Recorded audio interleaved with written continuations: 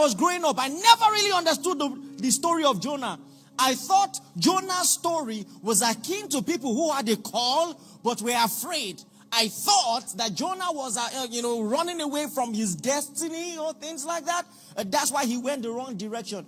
I was very surprised the day I first read Jonah chapter 4. I mean, context, Jonah had preached. The whole of Nineveh had come to the Lord and he was angry. Angry about it. And that's where he confessed and said, well, this is why I didn't want to go. I didn't want to go because I know you. You are merciful and gracious and slow to anger. I know you. That's why I didn't want to go. These people deserve judgment. Judge them. Why were you sending him? He didn't want to go. It's right there.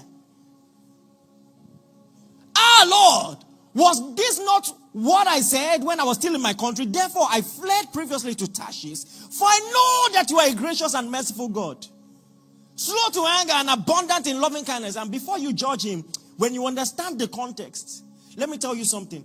Even archaeologists, when they found archaeological evidence for the existence of Assyria, Nineveh was the capital of Assyria, they found evidence, artwork, where they bragged about how they killed people. They used to skin people alive. And in about 700 BC, they went to the north of Israel, sacked Israel, scattered the north of Israel. So they were an existential threat. And maybe Jonah had been praying, Lord, kill all of them. And then God says, go and preach. So listen, some of you even thought that when there was a storm in the boat and he said, throw me, you thought it was repentance. No. It was suicide.